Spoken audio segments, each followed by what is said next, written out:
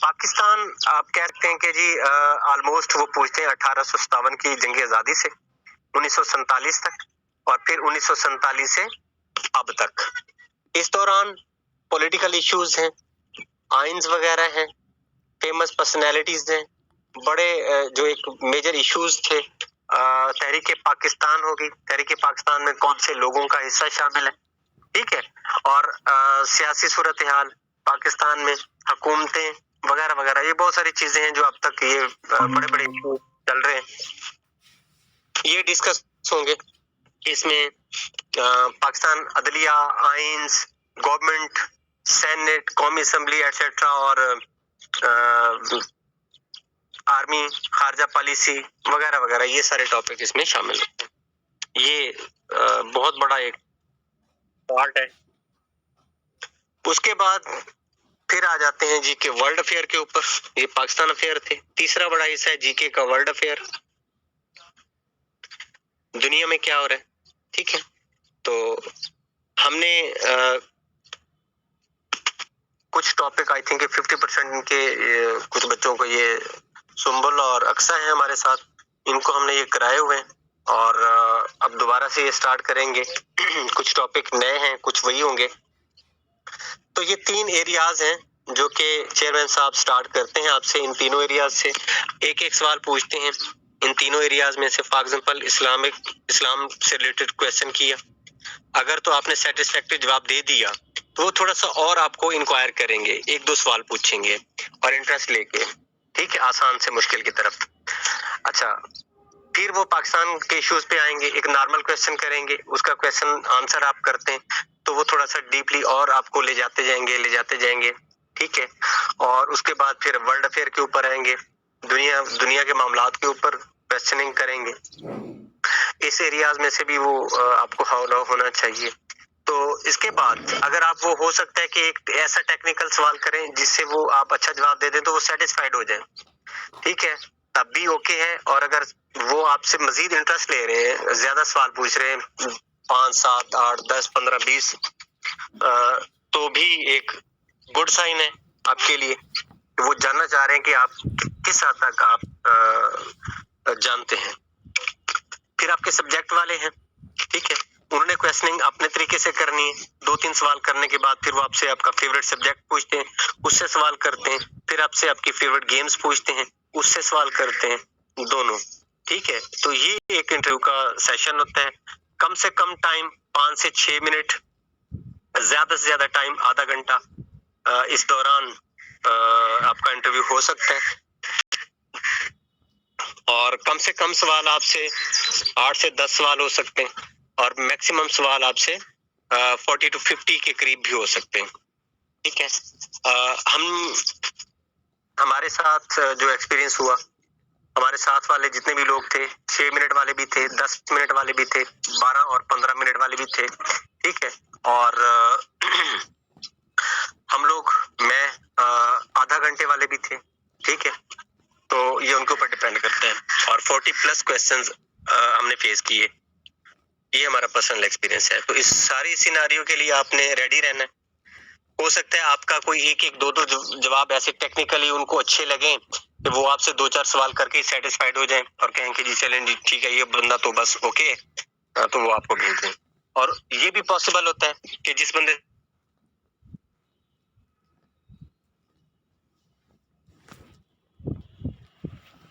Question کرتے ہیں، ایک آسان سا سوال وہ کرتے ہیں اور وہ آسان سے سوال کا جواب نہیں دے پاتے، تو پھر وہ کہتے ہیں جی کہ اچھا اب اس کو تو بیسکس نہیں پتا، تو پھر اس کو اور کتنا انکوائر کریں. تبھی وہ پھر وہ کہتے ہیں جی کہ اٹس اوکے، نیکسٹ جو بھی بندہ بیٹھا ہوتا ہے اس کی طرف وہ ریفر کر دیتے ہیں. تو یہ تھوڑی سی کوئی بیسکس چیزیں تھیں جن کے بارے میں آپ کو پتا ہونا چاہیے تھا. اب یہ آپ کی کورس آؤٹ لائن تھی. اس کورس آؤٹ لائن کے اندر رہتے ہوئے ہم نے یہ تیاری کرنی ہے انشاءاللہ. اور میں کیا پھر ایک دفعہ کہوں گا، تمام بچوں کے لیے ایک انتہائی گولڈن چانس ہے. اللہ تعالیٰ نے اتنی بڑی اپرچونٹی دی ہوئی ہے. گزٹڈ پوسٹ ہے، بہت اچھی پوسٹ ہے. لوگ لاکھوں روپے لے کے پھر رہے ہوتے ہیں کہ چور دروازے سے کسی بھی طریقے سے ہمیں جواب دیتے ہیں. اور اس حوالے سے بھی میں آپ کو کہوں گا کہ ان دنوں میں بہت سارے ایسے عناصر ایکٹیویٹ ہو جاتے ہیں जो कि लोगों को ढूंढते हैं और अपने नेगेटिव और शॉर्टकट हथकंडे इस्तेमाल करते हैं, झांसा देते हैं लोगों को, धोखा देते हैं, पैसे का जॉब का लालच दे के पैसे बटोरते हैं। ठीक है, तो आप लोगों ने ऐसे किसी भी अनासिर के की बातों में नहीं आना और ना ही उस तरफ से सोचना है। एक इंतहाई देखें, हलाल रिस्क कमाना इबादत है, जितना मर्जी कमा ले उतनी बड़ी इबादत हो जाएगी, लेकिन याद रखें कि सारी जिंदगी हमने इससे रिस्क खाना है, और अगर शुरू में ही उस रिस्क में कुछ मिलावट हो जाती है, कुछ बदयांती हो जाती है, ठीक है, तो वो सारी जिंदगी याद रखें कि वो आपका वो जो रिस्क है वो जायज नहीं होगा, मेरा ये मानना है। तो जो सही तरीका है थोड़ा सा मुश्किल जरूर है, लेकिन मैं कहता हूँ कि उसके बाद फिर आप इतने उस खुशी का अंदाजा और उस रिलैक्सेशन का और वो जो हलाल का रिस्क आपको मिलेगा, उसमें जो सारी जिंदगी आपको सुकून मिलेगा ना, वो वैसे नहीं होगा।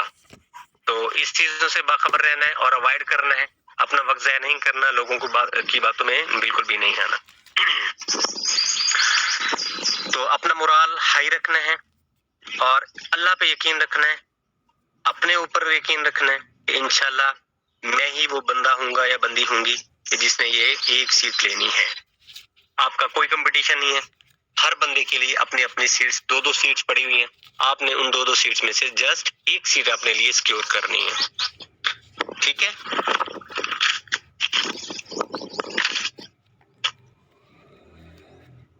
ओके सर जी। अब इससे रिलेटेड कोई क्वेश्चन है तो आप करें, नहीं तो फिर हम एक टॉपिक जो आज का है, ये कुछ जरूरी बातें थी, इसके बाद फिर जो हम अपना टॉपिक है वो स्टार्ट करते हैं।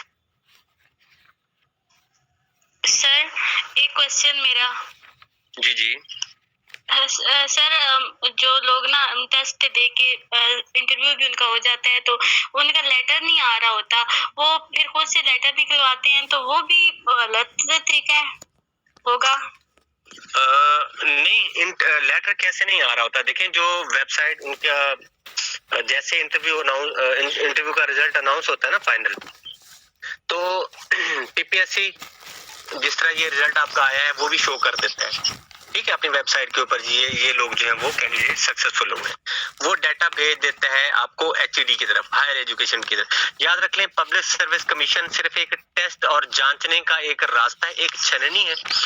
ये एक ऐसा डिपार्टमेंट है जो काबिल लोगों को ढूंढता है, और हायर एजुकेशन डिपार्टमेंट इस पीपीएससी को कहता है कि हमें अच्छे और काबिल लोग ढूंढ के दें। तो इसका एक क्राइटेरिया है कि एचईडी ने कहा कि जी हमें 100 लेक्चरर्स फिजिकल की जरूरत है, फीमेल की 200 की जरूरत है। तो इन्होंने पीपीएससी को कहा, पीपीएससी ने ऐड दिया, आप लोगों ने अप्लाई किया, टेस्ट दिया, इंटरव्यू, उन्होंने आपसे टेस्ट लिया, फिर इंटरव्यू लेंगे, फिर मेरिट बनाएंगे, मेरिट बना के वो फिर अपने सक्सेसफुल कैंडिडेट को रिकमेंड करेंगे कि एचईडी को कि जी ये हमारा काम था, हमने इन लोगों को चेक किया, 7000 लोगों को, इस इतने में से ये 70-80 लोग या 100 लोग के करीब ये अहल है, रिकमेंडेड है, आप इनको जॉब दे दें। तो जो आपका लेटर निकालता है वो हायर एजुकेशन डिपार्टमेंट है, जिसके मातहत हमने काम करना है आगे चल के। तो वो इदारा आपके फर्दर प्रोसेस सारा वही करता है और वो लेटर्स आपके निकालता है। अगर आपका उस लिस्ट में नाम आ गया तो कोई ऐसी रीजन नहीं है कि आपका लेटर ना आए। कोई टेक्निकली कोई मिस्टेक हो सकती है, लेकिन उसका सोल्यूशन है और वो कोई गलत बात नहीं है अगर आपका लिस्ट में नाम आ गया तो। जी ओके सर। अस्सलाम वालेकुम सर। वालेकुम सलाम। सर मैं लेट जो है वो अपीयर हुई थी, तो प्लीज अगर आप जो बायोमैकेनिक्स से पहले आपने कुछ कहा है तो प्लीज मुझे थोड़ा सा रिवाइज कर दें। मैंने ना रिकॉर्ड कर लिया सर, मैं उस चीज़ को सेंड कर दूंगी। ये हाँ, YouTube पे ना वैसे तो इतने बड़े लेक्चर शेयर नहीं होते, YouTube पे हम शेयर करते हैं और उसको फिर जल्दी रिमूव कर देते हैं। लिंक आपको सेंड कर देंगे, जो भी बातें हमने की हैं, डिस्कशन की है। ये थोड़ा सा ओवरव्यू था, बताना था इंटरव्यू के पॉइंट ऑफ व्यू से, वो आपको फिर ये शेयर कर देंगे। ओके जी, आज का एक टॉपिक है, उसके ऊपर बात करें हम, या साहब का जो टॉपिक था वो डिस्कस करें? जी सर। आज टॉपिक है ओके, आज एक नया टॉपिक है जनरल नॉलेज के हवाले से। जनरल नॉलेज तो बहुत ज्यादा वसी है, लेकिन हमने कोशिश ये करना है जो हमारे करंट इश्यूज हैं और ज्यादा वो फेस कर रही है, वर्ल्ड इशू है या पाकिस्तान इशू है, उनको हम इंशाल्लाह टच करेंगे और मुख्तसर अंदाज में टच करेंगे। मैम आप ये यहाँ से फिर अगेन रिकॉर्ड कर लीजिएगा, ठीक है? सर ये कंटिन्यू है रिकॉर्डिंग, अब करें कंटिन्यू। ओके,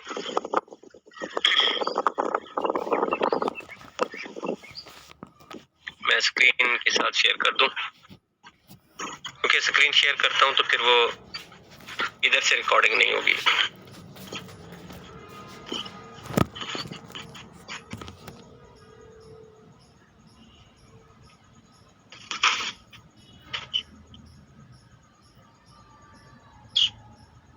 ओके जी, आज का हमारा एक वर्ल्ड इशू है जो हम सब लोग फेस कर रहे हैं और बड़ा आसान है।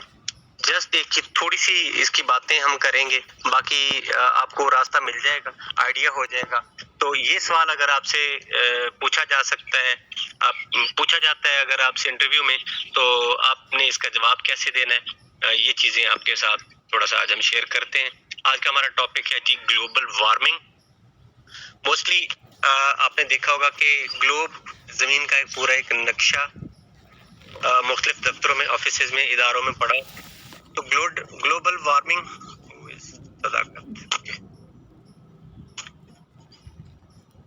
तो ग्लोबल वार्मिंग का मतलब है पूरी दुनिया में पूरी जमीन का गर्म होना, दर्जा हरारत इसका बढ़ रहा है, ग्रेजुअली इंक्रीज हो रहा है, इसको हम कहते हैं ग्लोबल वार्मिंग। स्क्रीन शेयर हो रही है आप लोगों को? यस सर, कंटिन्यू करें। Yes sir. ओके जी, अगर हम एवरेज औसतन देखते जाएं तो हर साल पूरी दुनिया का जो टेम्परेचर है वो इंक्रीज कर रहा है, और वो जमीन की सतह के ऊपर और समंदर है वहां पर, और जो हमारी आबो हवा है जिसको हम कुर्र हवाई कहते हैं, एटमॉस्फेयर कहते हैं, तो हमारा एटमॉस्फेयर का टेम्परेचर जो हवा का एक गोला है, पूरा है, हमारी जमीन को लपेटे हुआ है चारों तरफ, उसका टेम्परेचर इंक्रीज हो रहा है। और हमारे ओशंस, क्योंकि 2/3 70% हमारा पानी है जमीन के ऊपर और 30% खुश्की है, वहां पे हमारी आबादी है। तो जमीन का टेम्परेचर और ओशंस का टेम्परेचर और एटमॉस्फेयर का टेम्परेचर इंक्रीज कर रहा है सालाना की बुनियाद पे, इसको हम कहते हैं ग्लोबल वार्मिंग। और ये किसी एक एरिया में नहीं है बल्कि पूरी दुनिया में।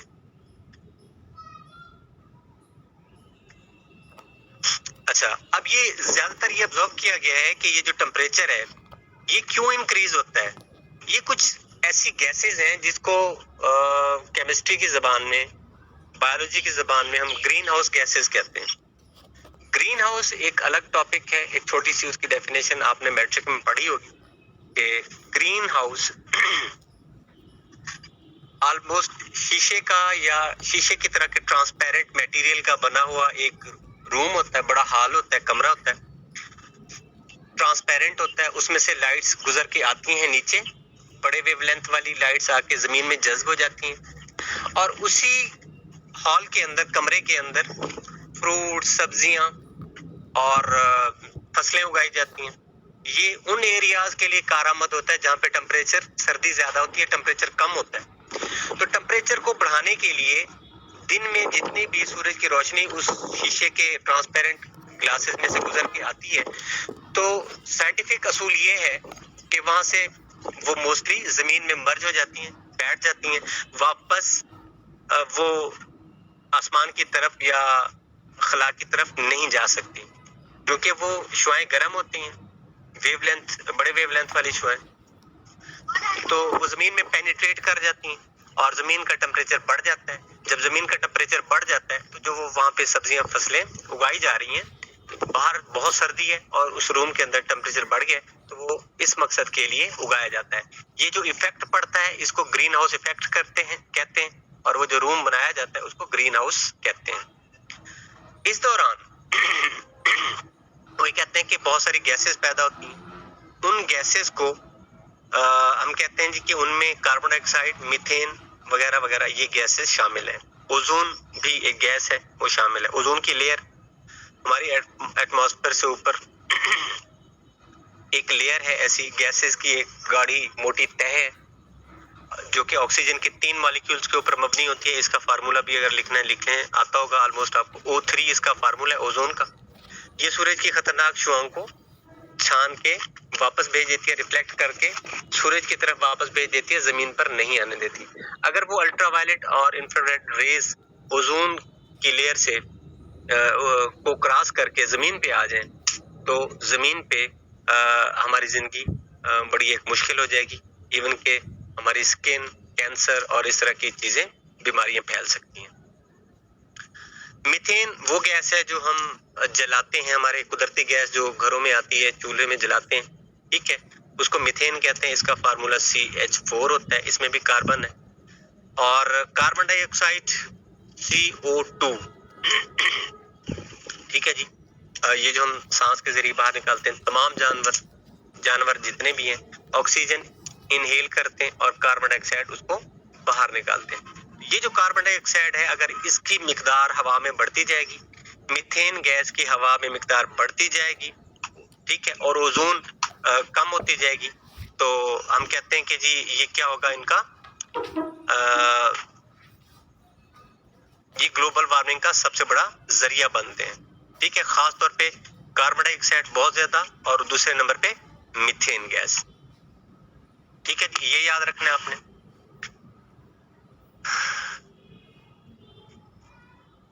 اوکے جی, دین ہے ہم ایکسکیوز می سر. جی جی سر اگر ہم لوگوں کو کویسچن انگلش میں کیا جاتا ہے واٹ از گلوبل وارمنگ, تو اس کا جی. ٹو دی پوائنٹ جو ہم لوگ آنسر کریں گے وہ کائنڈلی ایک دفعہ آپ ریپیٹ کر دیں. ہاں جی, گلوبل وارمنگ کا آپ اس کا آنسر کہہ سکتے ہیں کہ gradually increasing the temperature of earth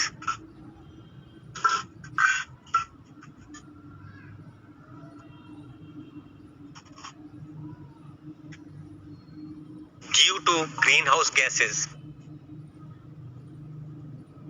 ٹھیک ہے, اچھا یاد رکھیے. اچھا, انٹرویو کی ایک ٹیکنیک ہمیشہ ہوتی ہے کہ آپ نے کسی بھی سوال کا جب آنسر کرنا ہے نا تو ایک تھوڑا سا کلو دینا ہے, ایسے الفاظ استعمال کرنے ہیں کہ وہ پھر اسی سوال کے اوپر, اسی ٹرم کے اوپر آپ سے پوچھیں. ابھی ہم نے جواب دیا کہ پوری زمین کا درجہ حرارت جو سالانہ بڑھ رہا ہے, ایوریج اوسطاً بڑھ رہا ہے, اور کس وجہ سے بڑھ رہا ہے, گرین ہاؤس گیسز کی وجہ سے. وہ فوراً نام سنتے ہی آپ کے کویسچن سے وہ اپنے سوالات بھول جائیں گے. پھر یہی وہ ٹیکنیک ہے کہ ہم نے ان کو انٹرویو اپنے مطابق دینا ہے. وہ آپ سے پوچھیں گے جی گرین ہاؤس کیا ہے, آپ نے بتا دینا. جیسے میں نے ابھی آپ کو بتایا کہ شیشے کا بنا ہوا کمرہ اور اس مقصد کے لیے ہوتا ہے, اس میں یہ گیسز پیدا ہوتی ہیں, کاربن ڈائی آکسائڈ اور میتھین گیسز پیدا ہوتی ہیں, اور یہ اگر ان کی مقدار بڑھ جاتی ہے ہمارے ایٹماسفیئر میں تو ہماری دنیا کا ٹمپریچر جو ہے وہ ریز کر جاتا ہے. تو آپ کے سوال سے ایک اور سوال نکلا. ٹھیک ہے, کلیئر؟ یس سر. اوکے, یاد رکھنی ہے کہ ڈیفینیشن کو جتنا مختصر اور چھوٹے سے چھوٹا آپ کریں گے نا وہ زیادہ بیسٹ ہوگا. ڈیفینیشنز ہم نے انگلش میں کرنی ہے, چھوٹی کرنی ہے, اور ایکسپلین کرنے کی باری اگر وہ کہیں کہ جی چلیں اس کو الیبوریٹ کریں تو پھر آپ اردو میں آ جائیں, اور جس زبان میں وہ آپ سے کویسچن پوچھیں اسی میں آپ نے کرنا ہے. وہ آپ سے کہتے ہیں کہ اس کو ذرا ایکسپلین کریں تو آپ نے اردو میں ہی بتانا شروع کر دینا ہے. وہ آپ سے یہ سوال, اچھا اگلا سوال یہ گلوبل وارمنگ کے حوالے سے پوچھ سکتے ہیں جی کہ گلوبل وارمنگ کے جو کازز ہیں نا ان کو ذرا آپ ایکسپلین کریں. کازز ہم نے بتایا یہ گیسز, اور یہ ان کو آپ نے مزید تھوڑا سا ایکسپلین کرنا ہو تو کیسے کریں گے. وہ کہتے ہیں جی کہ گرین ہاؤس گیسز جو ہے نا ان کا اخراج جیسے کہ کاربن ڈائی آکسائڈ وغیرہ, میتھین, نائٹرس آکسائڈ, ٹھیک ہے, یہ ہماری ایٹماسفیئر میں بہت زیادہ مقدار میں خارج ہو رہی ہیں, امیشن ان کا زیادہ ہو رہا ہے. تو یہ ایک بہت بڑی وجہ ہے گلوبل وارمنگ کی. نمبر 2, کاربن ڈائی آکسائڈ ہماری پوری دنیا میں جتنے بھی جانور ہیں, انسان ہیں, ان کا ان کے سانس سے خارج ہوتی ہے. دوسرے نمبر پہ کاربن ڈائی آکسائڈ ہمارے جو ٹرانسپورٹیشن ہے, فیکٹریز ہیں, کارخانے ہیں, انڈسٹریز ہیں, ان میں سے بھی دوسری زہریلی گیسز کے ساتھ ساتھ carbon dioxide, carbon monoxide, methane اور بہت ساری یہ نائٹرس آکسائڈ اور بہت ساری گیسز یہ خارج ہوتی ہیں. تو یہ ان کے ذرائع ہیں. وہ کہتے ہیں کہ جتنی بھی یہ گیسز ہوتی ہیں 80% اس میں کاربن ڈائی آکسائڈ ہوتی ہے اور 20% میتھین اور نائٹرس آکسائڈ گیسز ہوتی ہیں. یہ پرسنٹیج بھی آپ نے تھوڑی سی یاد رکھ لینی ہے. یاد رکھ لیں کہ اگر تھوڑا سا فیکٹس اینڈ فگرز کے ساتھ آپ وہاں پہ مینشن کریں گے نا تو یہ ایک امپریشن اچھا پڑتا ہے. ان کو لگتا ہے کہ جی اس بچے کی اسٹڈی بہت اچھی ہے. آپ وہ کاربن ڈائی آکسائڈ کے ذرائع پوچھ سکتے ہیں کہ کاربن ڈائی آکسائڈ کہاں سے خارج ہوتی ہے. سب سے بڑی بات یہ کہ پاور پلانٹس. یاد رکھیں پاور پلانٹس ہمارے جتنے بھی ہیں پاور پلانٹس کے ہیں. ابھی کچھ دن پہلے ہم نے سی پیک کا ٹاپک پڑھا تو وہاں پہ یہ ہمارے جو انرجی کے پاور پلانٹس ہیں، بجلی گھر جس کو ہم کہتے ہیں، تو وہاں پہ بچے مختلف گیسز کو جلا کے پانی کو گرم کیا جاتا ہے، اسے اسٹیم بنائی جاتی ہے اور اس سے آگے ٹربائن چلائے جاتے ہیں. نمبر 1. یا پھر کوئلے کو جلایا جاتا ہے اور کوئلے کو جلا کے پانی گرم کیا جاتا ہے اور پانی گرم ہو کے وہ پائپس میں اسٹیم بن کے جاتا ہے اور آگے ٹربائن لگے ہوتے ہیں. ان ٹربائن کو چلاتے ہیں تو پھر آگے جنریٹر چلتے ہیں، بجلی پیدا ہوتی ہے. تو یہ دونوں طریقوں سے، چاہے وہ کوئلہ ہے، کوئلہ پیور کاربن کی شکل ہے، کاربن کی فارم ہے. اچھا، کوئلہ اگر جلایا جاتا ہے وہ بھی نیچرل سورس ہے اور اس میں کاربن ڈائی آکسائڈ گیس خارج ہوتی ہے جلنے کے عمل سے. بجلی بہت زیادہ مقدار میں پیدا کرنی ہے، بہت زیادہ مقدار میں آپ کو کوئلہ جلانا پڑتا ہے. اس کے علاوہ دوسری گیسز میتھین وغیرہ یا ڈیزل یا کیروسین یا کچھ بھی آپ تیل وغیرہ جلا کے آپ یہ پاور پلانٹس جلاتے ہیں تو وہ بھی کاربن، ہائیڈروجن، آکسیجن کے بنے ہوئے ہیں اور ان سے بھی کاربن ڈائی آکسائڈ گیس. یاد رکھ لیں جلنے کا کوئی بھی عمل ہوگا، جلنے کے نتیجے میں جہاں کوئی چیز جلے گی، آگ جلے گی لکڑی سے، کوئلے سے یا پیٹرول سے، ڈیزل سے، گیس سے، جلنے کے عمل میں کاربن ڈائی آکسائڈ گیس پیدا ہوتی ہے. تو آپ پوری دنیا میں نظر دوڑائیں کہ جتنی کارخانیاں، فیکٹریاں جل رہی ہیں، ایون کہ ہمارے جتنے بھی یہ گاڑیاں وغیرہ جل رہی ہیں، فیکٹریز ہیں، گھروں میں آگ چل رہی ہے کسی بھی سورس سے، تو ہر جلنے کے عمل کے نتیجے میں کاربن ڈائی آکسائڈ گیس پیدا ہوتی ہے. یہ آپ کا کنسپٹ ہونا چاہیے. دین وہ کہتے ہیں کہ فاسل فیولز کا نام استعمال کریں گے تو یہ بجلی پیدا کرنے کے لیے فاسل فیولز آپ کے جلائے جاتے ہیں. ابھی جو میں نے آپ کو بتایا کہ یہ ڈیزل، پیٹرول، ٹھیک ہے، یہ گیسز، یہ فاسل فیولز ہیں. اب آ جاتے ہیں تھوڑی سی فاسل فیولز کے حوالے سے وہ آپ سے پوچھ سکتے ہیں. ایک الگ سوال آپ کا نکل آئے گا یہاں پہ. تو سب سے پہلے آپ کو پتا ہونا چاہیے کہ فاسلز کیا ہیں. تو ہمارے پرانے جانداروں کی باقیات جو صدیوں پہلے زمین میں کسی کلائمیٹ چینج کی وجہ سے یا کسی بھی وجہ سے وہ زمین میں دب گئے، اوپر مٹی کی تہہ چٹانیں آ گئیں، بہت ٹمپریچر اور پریشر بڑھا اور اس وجہ سے ان کے جسم، چاہے وہ بڑے بڑے جانور تھے، بڑے بڑے پودے تھے، تو موسٹلی جانور مرے جیسے ڈائناسورز اور بہت بڑے بڑے جاندار، وہ زیر زمین دفن ہوتے رہے اور وہاں پہ ان کے جسم میں کیمیکل تبدیلیاں آئیں. اچھا، وہ ان چٹانوں میں ان کی جو باقیات بچی ہیں اس کو ہم فاسل کہتے ہیں اور ان فاسلز میں کچھ تبدیلیاں آئیں، ٹھیک ہے، اور ان تبدیلیوں کے نتیجے میں ایک چیز پیدا ہوئی جس کو ہم کہتے ہیں پیٹرولیم. یاد رکھیں پیٹرول نہیں، پیٹرولیم. پیٹرولیم ایک ایسی چیز ہے، ایک ایسا گاڑھا محلول آپ کہہ لیں کہ اس کو اگر چھانا جائے، ریفائن کیا جائے، الگ الگ کیا جائے، اس میں سب سے پہلی چیز جو بنتی ہے وہ ہوتی ہے گیس. میتھین گیس ہوگی یا جلانے والی کوئی بھی گیس. دوسرے نمبر پہ پیٹرول بنتا ہے، دین ڈیزل بنتا ہے، پھر تیسرے نمبر پہ چھانے ہوئے مٹی کا تیل بنتا ہے، کیروسین ہے، پھر اس کے بعد موبائل بنے گا، پھر باقی جو چیز گاڑے سے گاڑا چیز بچتی جائے گی وہ پھر آپ کا کروڈ آئل، پھر آخر میں لک، چارکول یا لک کہتے ہیں جو کے اوپر ڈالتے ہیں روڈز وغیرہ بنانے کے لیے. تو وہ فاسل فیولز جب نکلتا ہے تو اس سے پیٹرولیم کی مصنوعات نکلتی ہیں اور پیٹرولیم کی مصنوعات کی ایک ایک چیز بڑی کام کی ہے، ٹھیک ہے. تو ان کو فاسل فیولز کہتے ہیں اور انہی فاسل فیول میں سے چاہے وہ گیس جلے گی، پیٹرول ڈلے گا، مٹی کا تیل جلے گا، ڈیزل جلے گا، موبائل آئل جلے گا، تو اس کے نتیجے میں کاربن ڈائی آکسائڈ گیس جنریٹ ہوگی. کلیئر؟ یس سر. اوکے، دین وہ بتاتے ہیں کہ جی گیسولین ہم کہتے ہیں اپنے پیٹرول کو، ٹھیک ہے. مٹی کے تیل کو کیروسین کہتے ہیں اور پیٹرول کو ہم کہتے ہیں گیسولین. تو کہتے ہیں کہ گیسولین ظاہر سی بات ہے کہ پیٹرول سے چلنے والی کاریں، گاڑیاں، موٹر سائیکل، ٹھیک ہے، اور ایروپلینز وغیرہ، یہ سارے آٹو موبائل جتنے بھی ہیں یہ دھواں چھوڑ رہی ہیں. ان کے دھواں میں کاربن ڈائی آکسائڈ، یہ سارے کا سارا کاربن ڈائی آکسائڈ کہاں جا رہا ہے؟ ہمارے ایٹماسفیئر میں جا رہا ہے. اس کے بعد پھر وہ کہتے ہیں کہ جی دوسری بڑی گیس ہم نے پڑھی تھی میتھین. میتھین کیسے خارج ہوتی ہے؟ ویسے تو اس کا شیئر ہے 20%، ٹھیک ہے، لیکن اس کی ہیٹ بہت زیادہ ہوتی ہے. کاربن ڈائی آکسائڈ کی وجہ سے ہیٹ کم پیدا ہوتی ہے، لیکن میتھین ہیٹ زیادہ جنریٹ کرتی ہے، زیادہ گرم ہوتی ہے. اچھا، اب وہ کہتے ہیں کہ میتھین کے سورسز کون سے ہیں؟ اچھا جی، میتھین کے قدرتی گیس کے ذرائع جو ہیں نا ہمارے، یہ ہیں جی ہمارے رائس پیڈیز. ٹھیک ہے، رائس پیڈیز کیا ہوتے ہیں؟ چاول کی فصل دیکھی آپ نے؟ جب اس کو چاول اسے الگ کرتے ہیں تو چاول کے اوپر جو چھلکا لگا ہوتا ہے نا، اس کو آپ کہہ سکتے ہیں کہ رائس پیڈیز. ٹھیک ہے، وہاں سے یہ خارج ہوتی ہے. اس کے بعد نمبر 2 پہ وہ کہتے ہیں کہ بوائن فلیچولینس.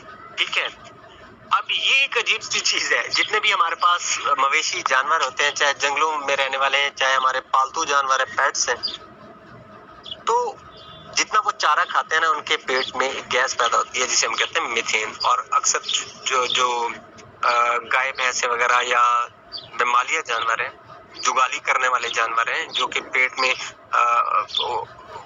اس چارے کو لے جاتے ہیں، پھر وہاں سے لا کے منہ میں اور پھر جگالی کرتے ہیں. تو اس طرح ان کی جگالی کرنے سے میتھین گیس بن رہی ہوتی ہے ان کے پیٹ میں، اور اگر ان کو گیس وغیرہ زیادہ ہو جاتی ہے تو میتھین گیس وہ بنتی ہے. ٹھیک ہے، اس کو ہم کہتے ہیں بوائن فلیکچولینس. دین بیکٹیرین باکس، دلدلی زمینیں ہوتی ہیں نا، جہاں پہ ایک عام طور پہ یہ کنول ہو گیا یا کوئی اور چھوٹے موٹے پودے ہوتے ہیں، دلدلی زمینوں کے اوپر پانی ہوتا ہے وہاں پہ، تو وہاں پہ مسلسل یہ میتھین گیس پیدا ہو رہی ہوتی ہے. ٹھیک ہے، اکثر آپ نے سنا ہوگا کہ جی کوئی دلدل میں پھنس کے مر جاتے ہیں، تو دلدل میں پھنسنے سے اتنا زیادہ مرنے کا چانس نہیں ہوتا جتنا وہاں پہ میتھین گیس بھری ہوتی ہے اس دلدلی پانی میں، مٹی کیچڑ جو بھی ہوتا ہے وہاں پہ، تو وہ میتھین گیس کی وجہ سے آکسیجن وہاں پہ کم ہوتی ہے. میتھین گیس وہ اگر لے لیتے ہیں، سونگھ لیتے ہیں، تو اس کی موجودگی میں آکسیجن کی کمی ہوتی ہے، اور آکسیجن نہ ملنے کی وجہ سے ان کی ڈیتھ زیادہ ہو جاتی ہے. یہ چانس زیادہ ہوتا ہے.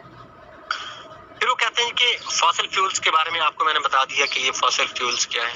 ٹھیک ہے، یہ فاسل فیول بن رہے ہیں آج کل، ان کی ہر جگہ پہ ڈرلنگ ہو رہی ہے، وہاں سے فاسل فیول نکالے جا رہے ہیں، اور اس پیٹرولیم کو پھر ریفائن کیا جاتا ہے ریفائنریز کے اندر، وہاں سے اس کی مصنوعات بنائی جا رہی ہیں، پیٹرول، ڈیزل اور وغیرہ وغیرہ.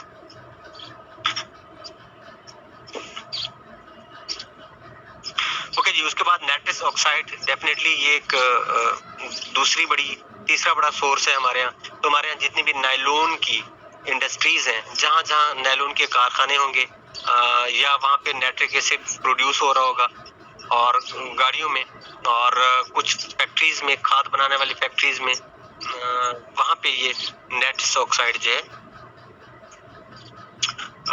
گیس پیدا ہوتی ہے. تو یہ بھی ہماری گلوبل وارمنگ میں تیسری بڑی اہم گیس ہے، کردار ادا کرتی ہے. اس کے بعد ہم کہتے ہیں کہ ڈیفارسٹریشن کیا ہے. جنگلات بہت ضروری ہیں. یاد رکھ لیں 2 چیزیں ہیں، کاربن ڈائی آکسائڈ کا خاتمہ کرتے ہیں پودے، اور جو ہیومن سورسز ہیں، انسان ہیں یا انسانوں کے جو ذرائع ہیں، وہ کاربن ڈائی آکسائڈ ماحول میں زیادہ کرتے ہیں، اور جتنے بھی نیچرل سورسز ہیں، پودے ہیں، وہ کاربن ڈائی آکسائڈ کھینچتے ہیں اور اس کو آکسیجن میں تبدیل کر دیتے ہیں. تو ہمارے ہاں چونکہ آبادی بڑھ رہی ہے، اچھا یہ بھی ایک تھوڑا سا اس کو آپ کا کنسیپٹ تھوڑا سا اور میں اس میں اضافہ کر دوں کہ گلوبل وارمنگ کی وجہ سے گلیشیئرز پگھل رہے ہیں. گلیشیئرز کیا ہیں کہ پہاڑوں کے اوپر اللہ تعالیٰ نے قدرتی طور پہ کم ٹمپریچر ہونے کی وجہ سے بہت بڑا ذخیرہ برف کا وہاں پہ رکھ دیا ہے، اور جیسے گرمی ہوتی ہے وہ برف پگھلتی ہے، پہاڑوں سے نیچے آتی ہے، جھیلوں میں اور دریاؤں کی شکل میں وہ پانی آتا ہے، صاف ستھرا پانی ہوتا ہے، وہ پھر ہماری زمینوں کو سیراب کرنے میں استعمال ہوتا ہے. باقی جو بچ جاتا ہے وہ آ کے سمندر میں اسٹور ہو جاتا ہے پانی.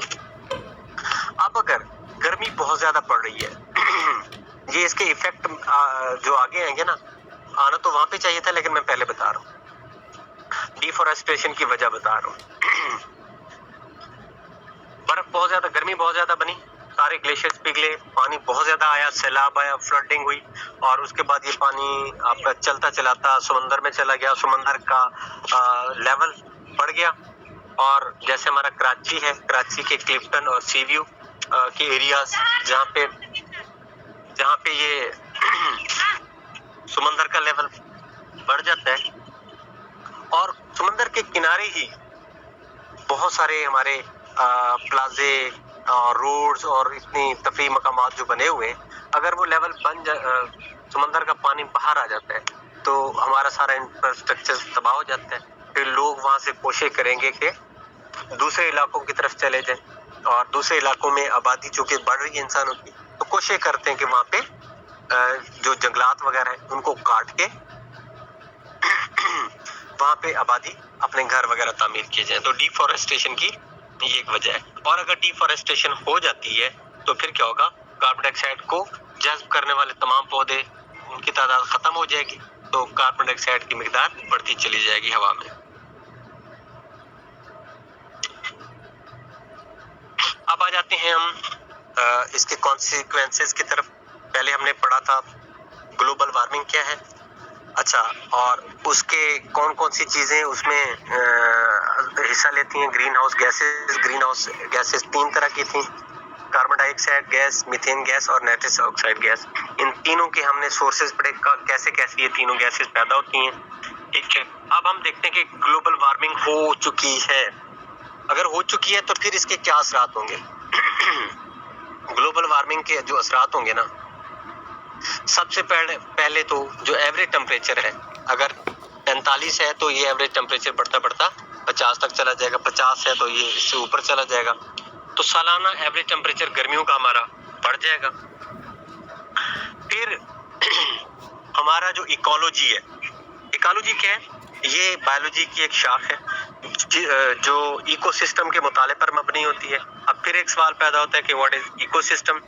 تو ایکو سسٹم کے حوالے سے ذرا دیکھ لیں کہ جانداروں کا آپس میں تعلق اور اپنے ماحول سے تعلق کا مطالعہ ایکو سسٹم کہلاتا ہے. ٹھیک ہے, جانداروں میں جانور اور پودے, سارے حشرات وغیرہ سارا کچھ آ جاتا ہے. تو ان جانداروں کا آپس میں تعلق اور اپنے ماحول سے تعلق جو ہے وہ ایکو سسٹم کہلاتا ہے, اور ایکو سسٹم کا مطالعہ ایکولوجی کہلاتا ہے. تو یہ جو ایکولوجی ہے نا, یہ ڈسٹرب ہو جاتی ہے, اس میں تبدیلی آ جاتی ہے. سمندر کا پانی جیسا بھی میں نے بتایا بڑھ جاتا ہے, اور جو ہماری بارشوں کا سسٹم ہے نا یہ بڑا ڈسٹرب ہو جاتا ہے. عموماً ایک مونسون میں بارشیں, ہمارے پاکستان کی اگر بات کی جائے, مونسون کا ایک سیزن ہوتا ہے, تو اس میں بارشیں آتی ہیں. جیسے 15 جولائی سے 15 اگست تک یہ مونسون کا ایک مہینہ ہوتا ہے, تو اس سیزن میں بارشیں زیادہ ہوتی ہیں. لیکن ابھی پری مونسون بارشیں ہو رہی ہیں, 15 سے پہلے ہیں, تو اس کو ہم پری مونسون سیزن کہتے ہیں. اور اگر بے موسمی بارشیں ہونے لگیں تو یہ سارا ہم کہہ سکتے ہیں کہ کیا ہے, گلوبل وارمنگ کا نتیجہ, بے موسمی بارشیں. اچھا, اور پھر کلائمیٹ چینج ہو جاتا ہے. جو ہماری آب و ہوا ہے وہ اس کے نتیجے میں تبدیلی کے نتیجے میں بہت سارے واقعات رونما ہوتے ہیں, جس میں سیلاب وغیرہ آ جاتے ہیں. یہ ہم نے سنا تھا اپنے بچپن میں بھی, ہمارے بڑے بھی بتاتے تھے کہ جی سیلاب وغیرہ آتے رہے ہمیشہ. تو یہ بھی ایک گلوبل وارمنگ کی ایک بڑی وجہ ہے. اور اس کے بعد پھر آ جاتے ہیں جی کہ فیمائن, قحط سالی ہو جاتی ہے. فیمائن کا مطلب ہوتا ہے قحط سالی. ٹھیک ہے, کہ زمینیں بنجر ہو جائیں گی, پانی سارا اڑ جائے گا, ایک ہی دفعہ پانی گلیشیئر سے پگھل جائے گا, اگلے سال دریاؤں میں پانی کی کمی ہو جائے گی, اور ہماری زمینیں بنجر ہو جائیں گی, فصلیں نہیں دیں گی, اور اس کے نتیجے میں فیمائن آ جائے گا, قحط سالی ہو جائے گی. ٹھیک ہے, ہیٹ ویوز, جیسا کہ ابھی مئی میں ہماری شدید گرمی کی ویو آئی تھی انڈیا اور پاکستان میں, یہ گلوبل وارمنگ کا نتیجہ ہے. اس کے بعد پھر آپ کیا کہہ سکتے ہیں کہ ٹورنیڈوز, ہوا کے جھکڑ, آندھی طوفان جس کو ہم کہتے ہیں کبھی کبھی آتے ہیں. اور ٹویسٹرز بھی آپ کہہ سکتے ہیں کہ اس کو عام زبان میں ہم کہتے ہیں واولوڑے, جو ہوا کا ایک بڑا جھکڑ آتا ہے, گول گول ٹویسٹ کر رہا ہوتا ہے, اور اوپر تک کافی لمبا, देखा होगा सब लोगों ने। यस सर, मूवीज में जी आवाज समझ नहीं आई आप लोगों की, शायद दो लोग इकट्ठे बोले। सर मैं कह रही हूँ बाहर बहुत एक आदत ऐसी आंधी देखी है, जब आंधी आती है तो वो गोल गोल हवा ऐसे वो चक्कर चल रहे होते हैं, इस तरीके की हवा जी। होती है इसमें। हाँ जी। अच्छा, उसके बाद इसके असरात जल्दी जल्दी हम पढ़ते जाते हैं। ग्लेशियर मेल्ट हो जाएंगे और आपका जो समर स्ट्रीम फ्लो है, और उसमें आप कह सकते हैं कि जीनस एक्सटिंक्शंस, जीनस हम कहते हैं कि जानदारों की वैरायटियां, चाहे वो पौधे हैं तो उनकी वैरायटी और जानवरों की वैरायटी वो कम हो जाएगी, ठीक है। गर्मी की वजह से वो उस गर्म माहौल में एग्जिस्ट नहीं कर पाएंगे। वो नए पौधे आजकल हम देख सकते हैं कि फूलों की वैरायटी अगर देखी जाए, जानवरों में काफी सारी इकसाम, जिस तरह ये हमारी ब्रॉयलर, लेयर, अंडे देने वाली, गोश्त वाले जानवर जितने बड़े हैं, दूध देने वाले जानवर, ये इनकी जेनस वैरायटी है, ठीक है ना। तो बहुत ज्यादा जिस तरह ऑस्ट्रेलियन गाय और फ्रीजन गाय की अगर हम बात कर लें हमारे माहौल में, वो एग्जिस्ट नहीं कर पाती गर्म मौसम में, तो गर्मियों में उनके ऊपर मुसलसल उनको कूलिंग सिस्टम दिया जाता है, तब वो एग्जिस्ट करती हैं। तो इनकी जो वैरायटी है ना, वो एग्जिस्ट नहीं कर पाएगी हमारे, और बहुत सारी बीमारियां उनको लग जाएंगी। और नई various new diseases have emerged, और कई एक नई नई बीमारियां आ जाएंगी, जैसे कि रिसेंटली आप कोविड-19 की एग्जांपल बता सकते हैं कि जहां पे इसके और बहुत सारे सोर्सेज या वजूहात हो सकती हैं। ग्लोबल वार्मिंग एक बहुत बड़ी वजह हो सकती है, पॉसिबल रीजन हो सकती है। इसके ऊपर अभी रिसर्च की जा रही है कि आया कि ये ग्लोबल वार्मिंग की वजह से तो नहीं हुआ ऐसा। उसके बाद फिर आप कह सकते हैं कि मच्छरों की पैदावार बहुत ज्यादा हो जाती है अमूमन गर्मियों में, ठीक है। गर्म मौसम अगर ज्यादा रहने लग जाएगा और हवा में नमी ज्यादा होगी, तो फिर क्या होगा कि ये इस गर्म माहौल में या शरात, कीड़े मकोड़े, बीमारी फैलाने वाले बैक्टीरिया, जरासीम, ये गर्म मौसम में ज्यादा तेजी से काम करते हैं, ठीक है। और ये इफेक्ट करेगी मैरीन लाइफ को। मैरीन लाइफ क्या होती है? समुद्री आबी हयात, आबी हयात कहते हैं इसको, या समुद्री हयात, यानी कि मछलियां वगैरह और दूसरे जानवर जो समुद्र में रह रहे हैं, उनकी जिंदगी इफेक्ट होगी। तो ये जी ग्लोबल वार्मिंग का साइन। अच्छा, अब हम आते हैं जी कि responses to global warming. Global warming हो जाती है, उसके नतीजे में जो तब्दीलियां आएंगी, जो रिस्पॉन्सेज होंगे वो क्या होंगे? तो हम कह सकते हैं जी कि मिटिगेशन होगी, तखफीफ हो जाएगी। आबादी तखफीफ किस में होगी? कमी किस में होगी? रिडक्शन किस में होगी? आबादी कम हो जाएगी, जानवरों की भी और पौधों की भी कम हो सकती है। अडाप्टेशन, तो सिर्फ वो जानदार और वो पौधे, वो जानवर जिंदा रहेंगे जो उस गर्म माहौल के साथ अडॉप्ट हो जाएंगे, ठीक है। और फिर उसके बाद जियो इंजीनियरिंग, इसके लिए एक टर्म इस्तेमाल होती है जियो इंजीनियरिंग, ये इंजीनियरिंग किसी जानदारों के जिस्म में या उनके माहौल में जो तब्दीली आ रही होती है, ये इसको भी हम कह सकते हैं कि जो इंजीनियरिंग। और उसके बाद फिर एक यूनाइटेड नेशन का एक फ्रेमवर्क है जो कि कन्वर्सेशन करता है क्लाइमेट चेंज के ऊपर, ठीक है, UNFCCC। तो ये भी अपना रिस्पांस देगा, ये पूरी दुनिया को इकट्ठा करता है, बताता है कि भाई ग्लोबल वार्मिंग हो रही है, तो आप अपने अपने कंट्रीज में कोई अच्छे वाले इकदाम करें। जिस तरह से हम पाकिस्तान की एग्जांपल दे सकते हैं कि जो साबका हमारी गवर्नमेंट थी, उसने एक बड़ा इनिशिएटिव लिया था, बिलियन ट्री सुनामी प्लान था, मंसूबा इमरान खान साहब का, इसमें उन्होंने 1 बिलियन ट्री लगाने थे और वो लगाए, तो इसको सराहा गया पूरी दुनिया में। तो एक और इंटरनेशनल लेवल पे एक तंजीम है जिसका नाम है जी क्योटो प्रोटोकॉल। ये पूरी दुनिया के सरबराहों को इकट्ठा करता है और उनको बताते हैं कि खतरनाक, ये जो डेंजरस एंथ्रोपोजेनिक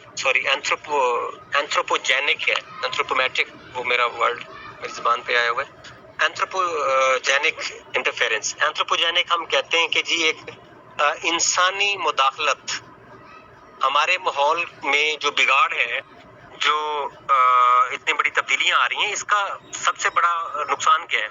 याद रख लें جتنی بڑی انسان کی مداخلت ہے اس ماحول میں تو وہ ریزن بنتی ہے ہماری گلوبل وارمنگ میں.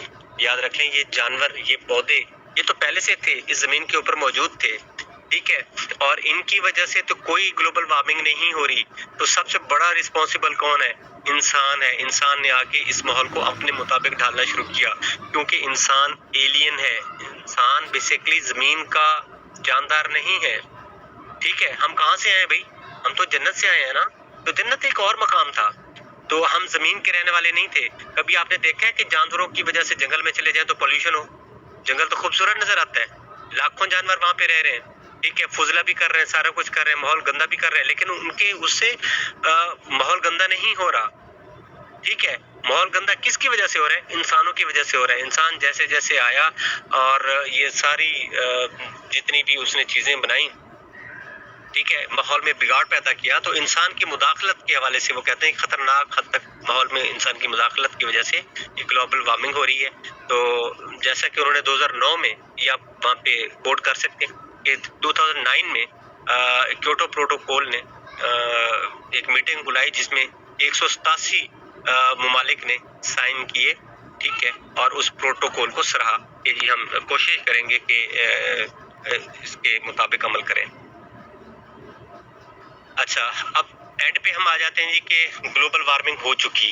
یہ اہم سوال آپ سے پوچھا جا سکتا ہے اگر وہ گلوبل وارمنگ کے والے سے، جی گلوبل وارمنگ ہو رہی ہے تو جناب آپ کیسے اس کو کم کریں گے؟ کوئی دو چار باتیں بتائیں. آپ کہہ سکتے ہیں کہ یس سر، اس کو کم کرنے کے لیے بہت سارے سٹیپس اٹھائے جا سکتے ہیں، جس میں آپ کہہ سکتے ہیں کہ ریڈیوس کریں، ری یوز کریں اور ریسائیکل کریں. کہ سب سے پہلے تو جو ہمارے وجوہات ہیں جس میں ہم کہہ سکتے ہیں کمبسچن، برننگ، پاور پلانٹ جس میں ہم فاسل فیولز کو جلا رہے ہیں بہت زیادہ مقدار میں. گاڑیاں آج کل اگر آپ دیکھ لیں تو بے انتہا گاڑیاں جل رہی ہیں، ان میں یہ سارا فاسل فیول جل رہا ہے. تو اس کو اگر ہم کم کر دیں، ٹھیک ہے، اور کوئی بھی ہماری ماحول میں کچھ ایسی چیزیں ہیں وہ والی چیزیں استعمال کریں جو ہم ری یوز کر سکیں، دوبارہ ان کو ریسائیکل کر کے استعمال کیا جا سکے، ٹھیک ہے. گتا کپڑے کی پروڈکٹ بجائے اس کے، یہاں پہ آپ شاپر کی ایگزامپل دے سکتے ہیں کہ جو ہمارے پولیتھین بیگز ہیں، شاپنگ بیگز ہیں شاپر والے، وہ ری یوز اور ریسائیکل نہیں ہو سکتے، ٹھیک ہے. اس لیے ان کی بجائے ہم ایسے کپڑے کے بنے ہوئے یا گتے کے بنے ہوئے، کاغذ کے بنے ہوئے چیزیں استعمال کریں جن کو ہم ری یوز کر سکیں یا ریسائیکل کر سکیں. تو وہ کہتے ہیں کہ جو ہیٹرز وغیرہ ہیں، سردیوں میں اگر ہم دیکھیں تو ہمارے ہیٹرز بہت جلاتے ہیں، تو اگر ہم ہیٹرز جلا رہے ہیں تو ماحول گرم ہو رہا ہے، ہیٹر کو کم کریں گے. یس آج کل تو ابھی آ رہا ہے نا پلاسٹک بیگ، ایک تو ایک سائن بنا ہوتا ہے وہ تو اگر آج کل وہ آ رہے ہیں تو سائن بنا ہوتا ہے کیا ہے وہ ریسائیکل ہو سکتے ہیں. اچھا جی، دیکھیں ایک تو شاید تھوڑا سا شور تھا آپ کے اسپیکر کی، سے آواز میں کوئی کلیئرٹی اتنی نہیں تھی، نیٹ ورک کا شاید کوئی ایشو ہوگا. مجھے جو بات سمجھ آئی ہے کہ آج کل جو شاپرز وغیرہ آ رہے ہیں اس کے اوپر کوئی سائن بنا ہوتا ہے کہ یہ ریسائیکل یا ری یوز کا. ایک تو جو بالکل شاپر ٹائپ چیزیں ہیں نا، شاپر، ان کے اوپر تو ویسے بین لگ چکا ہے لیکن پاکستان میں استعمال ہو رہے ہیں دھڑا دھڑ، زیادہ یہی استعمال ہوتے ہیں لوکلی. لیکن جو اچھے اچھے بڑے بڑے برانڈز ہیں وہاں پہ اگر آپ جائیں تو آپ کو شاپر نہیں ملتے. وہ ایک خاص قسم کا ان کا میٹیریل، کپڑے اور گتے کا ایک مکسچر، کوئی ایک نئی چیز ہوتی ہے، وہ ماحول دوست ہے، وہ آسانی کے ساتھ ڈی فارم، ڈی شیپ ہو سکتا ہے، ضائع ہو سکتا ہے، اس سے آلودگی نہیں پھیلتی، ٹھیک ہے. تو آہستہ آہستہ یہ چینج آ رہی ہے. باقی یہ جو شاپرز ہیں نا، اگر یہ 100 سال تک بھی آپ زمین کے اندر دبا دیں تبھی یہ ضائع نہیں ہوتے. تو اس کے اوپر ویسے خاص طور پہ کلرڈ، بلیک اور بلو اور ڈارک کلر کے جو بھی شاپرز ہیں ان کے اوپر پابندی ہے سختی سے. اچھا، وہ کہتے ہیں کہ ہیٹر وغیرہ سردیوں میں کم استعمال کریں اور گرمیوں میں اے سی وغیرہ کم استعمال کریں، کیونکہ آپ کو تو ٹھنڈک مل رہی ہے لیکن وہ جو اے سی گیسز خارج کر رہے ہیں باہر اور ہیٹ خارج کر رہے ہیں، وہ آپ کے ماحول کو گرم کرنے کے لیے بڑی خطرناک ثابت ہو سکتی ہے. وہ کہتے ہیں کہ جو آپ کے لائٹ کے بلبز ہیں نا، خاص طور پہ جو تار والے ٹونگسٹن بلبس ہیں، آج کل ویسے تو چانسز نہیں ہے ہر گھر میں وہ LEDs اور دوسرے بلب آ گئے انرجی سیور جس کو ہم کہتے ہیں، تو اگر کہیں پہ وہ والے پیلے بلب ہوتے تھے اور جس کے اندر تار ہوتی تھی، ٹونگسٹن بلب ان کو کہتے ہیں، تو وہ بہت گرم ہو جاتے تھے، ہیٹ، ٹھیک ہے نا، ان کی بجائے CFL جو بلب ہے نا وہ آپ کریں. CFL آپ سے پوچھا جا سکتا ہے، اس کا مطلب ہے لکھ لیں compact fluorescent bulb lamp, compact fluorescent lamp. تو یہ وہ بلب ہے جو انرجی سیور ہر گھر میں لگے ہوئے ہیں، ٹھیک ہے، انرجی کو بھی سیو کرتے ہیں، گرم بھی نہیں ہوتے، ہیٹ بھی نہیں خارج کرتے ہیں. تو یہ والے اچھے ماحول دوست بلب ہیں، یہ استعمال کریں. وہ کہتے ہیں کہ کم سے کم ڈرائیو کریں، جتنا پاسبل ہو سکتا ہے پیدل چلیں، کم سے کم ڈرائیو کریں اور اچھے طریقے سے ڈرائیو کریں، رش ڈرائیو نہ کریں. اور اس کے بعد ہے کہ جی ایسی پروڈکٹس آپ خریدیں پنکھے اور واشنگ مشین، موٹرز، کوئی بھی ایسی بجلی سے چلنے والی چیزیں ہیں جن میں اچھی وائرنگ ہو، جو اچھی بجلی سیو کر سکیں، ٹھیک ہے. اکثر آج کل آپ نے دیکھا ہوگا AC وغیرہ خریدنے جائیں تو وہاں پہ لکھا ہوتا ہے جی کہ یہ والی جو AC ہے نا یہ 20% آپ کا انرجی سیو کرتا ہے، ٹھیک ہے. تو جو انرجی ایفیشینٹ اٹس مین کہ وہ اچھے میٹیریل سے بنا ہوا ہے، تو وہ چیزیں آپ استعمال کریں جس سے انرجی سیو ہو، بچت ہو. اچھا، گرم پانی سردیوں میں جناب ہمیں گرم پانی سے نہانا ہوتا ہے تو بے انتہا گرم پانی ہم ضائع کر رہے ہوتے ہیں، نہا رہے ہوتے ہیں. ان کو گرم کرنے کے لیے جو ہیٹ چاہیے ہوتی ہے وہ بھی آپ کے ماحول میں گلوبل وارمنگ کی وجہ بن سکتی ہے. لہٰذا اس کو کم کریں گے تو گلوبل وارمنگ میں تھوڑا سا کمی ہو سکتی ہے. اچھا، ہمیشہ جو آف سوئچ ہے ایسے سوئچ استعمال کریں جو آف ہو سکتے ہیں، ٹھیک ہے. سوتے وقت اور جب ضرورت نہ ہو تو یہ انرجی کی جتنی بھی چیزیں ہیں ان کو آپ آف کر سکتے ہیں. سب سے اہم بات کہ پلانٹ اے ٹری، بے انتہا درخت لگائیں، ٹھیک ہے. تو یہ کیا کرتے ہیں کہ آپ کے ماحول میں سب سے گرمی کی بڑی وجہ جو ہے کاربن ڈائی آکسائڈ، یہ اس کاربن ڈائی آکسائڈ کو جذب کر لیتے ہیں. جب جذب کر لیں گے تو بدلے میں پانی اور آکسیجن یہ آپ کو واپس دیں گے، تو ہوا میں تھوڑی سی نمی بھی ہوگی اور وہ بخارات بن کے اوپر جائیں گے اور ٹرانسپیریشن کے ذریعے آکسیجن فریش ایئر ہوگی، زیادہ ہوگی، پولوشن کم ہوگی، بارشیں زیادہ ہوں گی درختوں کی وجہ سے، ماحول ٹھنڈا رہے گا. خیر یہ کوئی ڈیولپ کنٹریز میں ہوتا ہے کہ جی اپنا یوٹیلیٹی کمپنی سے جو ہے اپنا رپورٹ کارڈ لیں کہ آپ کون کون سی چیزیں استعمال کر رہے ہیں. پھر اس کے بعد ہے جی انکریج ادرس ٹو کنزرو، دوسرے لوگوں کو بھی آپ کنونس کریں کہ اچھا، اس کی ایک ایگزامپل یہ بھی دی جا سکتی ہے کہ اگر ایک روڈ کے اوپر 100 لوگ سفر کر رہے ہیں، 100 لوگ اپنے ہر بندہ اپنی گاڑی کے اوپر، کار کے اوپر ہے، ہر بندہ اپنے موٹر سائیکل کے اوپر ہے، تو اٹس مین کہ 100 گاڑیوں میں فیول جل رہا ہے. ایک تو فیول بہت زیادہ جل رہا ہے اور ان سے جو امیشن ہو رہی ہے گیسز کی، حرارت کی، وہ زیادہ ہے، رش ہو رہی ہے، پولوشن بہت زیادہ ہو رہی ہے. اگر وہ پبلک ٹرانسپورٹ میں سفر کریں تو میرا خیال ہے کہ 100 لوگ 2 بسز میں آ جائیں گے. تو کہاں 100 گاڑیاں چل رہی ہیں اور کہاں پہ 2 بسز چل رہی ہیں، ٹھیک ہے. تو گاڑیوں میں روڈ کے اوپر رش بھی نہیں ہوگا، پولوشن بھی کمی ہوگی، گلوبل وارمنگ میں بھی خاطر خواہ کمی آ جائے گی. تو یہ بھی ایک پوائنٹ اس میں آپ نے ایڈ کر لینا ہے، use public transport instead of personal transport. Okay, یہ ایک چھوٹا سا ٹاپک تھا ہمارا گلوبل وارمنگ کے حوالے سے. اس میں مین پوائنٹ آپ نوٹ کر لیجئے گا. تو کل اس سے Q&A ہوگا، کویسچن اینڈ آنسر کا سیشن ہوگا. جو ہمارے انٹرویو کا اس کا کلاس کا جو فارمیٹ ہے وہ یہ ہوگا کہ فرسٹ آور جو آپ کا ہے پہلا گھنٹہ، اس میں جو آپ کے پریویس ٹاپکس ہیں جو ڈیلی بیسس پہ آپ پڑھتے ہیں ان میں سے Q&A ہوگا ہر کسی سے. ایٹ لیسٹ 8 سے 10 منٹ ہر بندے کو دیے جائیں گے. پراپر طریقے سے آپ کا انٹروڈکشن سے لے کے اور اس ٹاپک سے ریلیٹڈ Q&A ہوگا.